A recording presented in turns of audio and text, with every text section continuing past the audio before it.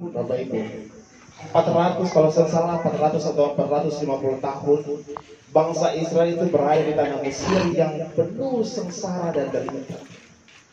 Dan secara manusiawi wajar kalau memang orang yang menderita dan sengsara itu mengeluh kepada Tuhan, ya Bapak Ibu ya. Karena memang terlalu sengsara lah dan terlalu menderita. Oleh karena itu beta coba mengajak Bapak Ibu bayangkan saja sejenak posisi Bapak Ibu kalau ditukar jadi bangsa Israel. Bapak Ibu yang saat ini sedang ada di sini, coba ketika ditukar jadi bangsa Israel sementara berada di Mesir, kira-kira perasaan Bapak Ibu bagaimana ya? Kita minta menjawab, Bapak Ibu ada yang menjawab. Gelisah. Bapak Teis bilang gelisah. Kalau Bapak Teis ada di posisi itu, Bapak Teis gelisah. Ada lagi Bapak Ibu? Menderita dan sengsara. Menderita dan sengsara, iya. Menderita dan sengsara. Ada lagi Bapak Ibu? Bersungut, ya. Gelisah, menderita, sengsara, bersungut. Enak kasih Bapak Ibu? Enak. Nyaman kasih? Nyaman, ya. Itu yang dirasakan bangsa Israel ketika berada di dalam penderitaan, ketika diperbudak. Tubuh menjadi lemah, fisik juga menjadi lemah, ya, mental juga menjadi lemah. Bahkan iman dan spiritualitas mereka, rohani mereka juga menjadi lemah karena terlalu menderita dan terlalu sengsara. Tapi lanjutan dari Alkitab ini, ayat 24 sampai 25 tadi dibilang bahwa Allah tidak hanya mendengar keluhan saja, tapi Allah mengingat perjanjian dengan Abraham, Ishak dan Yakub. Selanjutnya, setelah Allah mengingat, Allah melihat dan Allah memperhatikan. Bapak Ibu, itu adalah kata kerja sebenarnya. Yang pertama Allah mendengar, yang kedua Allah mengingat, yang ketiga Allah melihat dan Allah memperhatikan. Itu yang dilakukan Allah. Bukan hanya Allah lihat begitu dari atas saja, tapi Allah turut mengunjungi dan turut melawat bangsa Israel yang menderita itu. Dengan cara apa? Allah mempersiapkan Musa.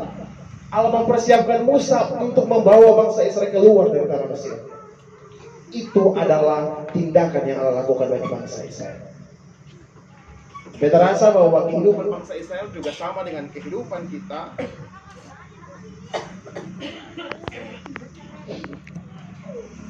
Sama juga dengan kehidupan kita. Ada begitu banyak hal yang kita gumuli juga yang membuat kita menderita. Ya, kadang kita bergumul dengan kita punya kehidupan di dalam keluarga, bersama adik kakak bersaudara, bersama dengan orang tua, bersama dengan pacar, pasangan, pekerjaan. Ada begitu banyak hal yang terjadi yang membuat kita bergumul dan menderita. Dan wajar kalau secara demikian kita mengeluh kepada Tuhan secara manusiawi, ya Bapak Ibu ya, wajar kita mengeluh kepada Tuhan. Atau bahkan mengatakan bahwa kenapa berdoa tapi Tuhan segera menjawab hal itu. Kita harus ingat satu hal Bapak Ibu Saudara, bahwa waktu Tuhan itu berbeda dengan waktu kita. Ya. Kalau kita manusia biasanya mau segala sesuatu itu instan. Tuhan beta berdoa kasih 100.000, Tuhan kasih 100.000. Tuhan beta berdoa, Tuhan kasih beta mobil, misalnya rumah, beta dapat togel, beta bisa beli mobil atau rumah. Itu manusia. Tapi Tuhan saya kayak begitu. Tuhan saya mau kasih segala sesuatu instan. Tuhan mau kata manusia itu melewati semua proses yang ada. Kalau Tuhan kasih segala sesuatu instan, maka semua akan gampang. Manusia akan lupa diri. Kalau beta Tuhan kasih instan, beta berdoa, Tuhan kasih, selesai. Kalau beta ada masalah lagi, beta meminta sesuatu, beta berdoa, Tuhan kasih, selesai. Begitupun demikian. Tapi Tuhan semua itu terjadi. Dalam penderitaan sekalipun Tuhan mau kita belajar mengikuti semua proses yang ada. Karena dalam proses itulah kita dibentuk dan dijadikan yang terbaik bagi Tuhan. Ya. Setiap manusia itu punya porsi masing-masing, Bapak Ibu Saudara. Porsi masing-masing itu Tuhan sudah tetapkan. Entah itu berkatnya, entah itu penderitaannya, entah itu kekuatannya. Tuhan sudah kasih porsi manusia masing-masing. Tuhan semungkin kasih Bu Yani makan nasi 5 piring, kalau ternyata cuma bisa makan 2 piring, semungkin. Tuhan semungkin kasih beta bisa beli rumah yang harga 1 miliar, kalau ternyata beta mampu untuk mencicil itu KPR misalnya di bank, semungkin. Tuhan atur semua hal itu sesuai dengan porsi masing-masing. Tinggal bagaimana caranya katong memaknai itu saja lewat proses yang terjadi. Bahkan penderitaan pun sekalipun. Bagaimana caranya katong melewati semua proses penderitaan itu. Terkadang memang katong berdoa kepada Tuhan, kalau bisa jangan katong menderita Tuhan. Jangan bisa katong ada dalam tangisan dan duka cita. Ya betul, memang katong berdoa kepada Tuhan. Tapi mau sampai kapanpun Bapak Ibu, beta pernah bilang bahwa orang yang punya iman tinggi dan spiritualitas yang luar biasa sekalipun, dia tetap mengalami penderitaan. Karena penderitaan itu bagian dari dinamika kehidupan yang tidak bisa dihindari sampai kapanpun. Atau mau cari cara untuk menghindari, bisa. Yang katong cari cara adalah bagaimana cara menghadapi itu. Itu yang paling penting. Kalau katong cuma terfokus pada katong punya penderitaan, katong punya kesengsaraan, maka katong akan lupa dunia yang lain. Ya kadang manusia begitu ya, terlalu larut, terlalu dalam terhadap penderitaan, sehingga lupa bahwa ternyata ada hal-hal kecil yang Tuhan sudah sediakan juga bagi katong. Katong lupa itu semua.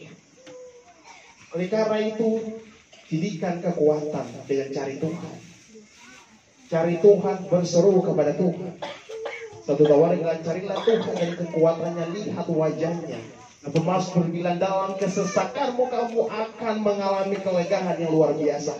Itu janji Tuhan yang harus kamu miliki. Ini bukan beta yang bilang, kita bilang Tuhan. Jadi jangan pernah ragu dan takut untuk itu. Tadi kita punya Bapak Ibu dan vokal berharapan bilang tadi, walau badai dahsyat datang sekalipun ku tak takut karena Tuhan menemaniku. Ya betul. Begitu banyak persoalan kehidupan, jangan pernah ragu dan takut Bapak Ibu. Tetap maju hadapi saja. Beta kalau masuk ibadah kemarin hari Minggu, beta pernah cerita satu. Bapak Ibu yang masuk mungkin pernah dengar cerita tentang seorang bayi kerang. Kalau mungkin pernah mendengarnya, yang pernah merasa kesakitan karena ditusuk oleh pasir, sebutir pasir. Ya. Dia mengeluh kepada ibunya bahwa ibu ini sakit sekali. Ibunya bilang bahwa Tuhan tidak kasih kita bangsa kerang itu tangan untuk ibu bisa membantu. Bersabar saja. Kalau mau menangis, silakan menangis. Tapi tidak boleh mengeluh. Selanjutnya ibunya juga bilang lagi, balutlah kesakitan itu dengan getah yang ada di dalam tubuhmu itu. Dan anak kerang itu melakukan apa yang dinasihati ibunya selama bertahun-tahun. Dan tahu apa yang terjadi, ternyata di dalam kerang itu timbul mutiara yang cantik.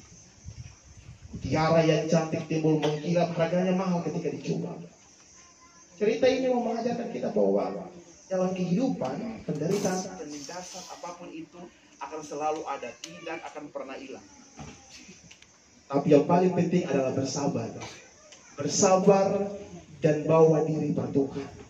Bersabar dan bawa diri per Tuhan menjadi kunci dari segala-galanya. Dan apapun persoalan dan penderitaan yang dimiliki, maka kita juga akan mampu untuk bisa menghadapinya kalau ada Tuhan. Ada satu kalimat bilang begini, bahwa kalau kita berlayar seperti perahu, kalau ketemu badai yang besar, jangan pernah tenggelam di dalam lautan. Tetapi harus bisa menjadi orang yang menaklukkan badai itu. Ya. Badai itu ibaratnya ketemu masalah. Kalau ketemu berlayar, ketemu punya hidup di dalam masalah, dan ketemu tenggelam juga di dalamnya, maka ketemu akan sia-sia hidup. Yang akan jadi apa-apa. Tapi ketika ketemu bangkit untuk menaklukkan badai itu, penderitaan itu, maka ketemu akan berdiri dan maju sebagai pemenang. Itu yang Tuhan bilang. Oleh karena itu, beta berharap Bapak Ibu saudara-saudara semua yang ada di sini tetap berserah kepada Tuhan, berseru kepada Tuhan, dan jadikan Tuhan sebagai hal yang luar biasa dalam Bapak Ibu saudara-saudara perjalanan. Sehingga ketika mengalami penderitaan, ketika mengalami masalah dan tantangan hidup yang besar sekalipun, Bapak Ibu saudara-saudara bisa mampu untuk menghadapinya dengan senyuman dan sukacita. Ada amin Bapak Ibu? Amin. Ya, boleh Bapak Ibu menilai senyumannya mana Bapak Ibu? Ada yang senyum, bapak-bapak saya senyum, bapak Sandi, bapak Teti saya senyum. Mana senyum? Oh iya betul. Kalau senyum berarti semua bahagia ya. Jadi semua menginginkan itu Bapak Ibu. Tuhan Yesus memberkati kita semua. Amin. Amin.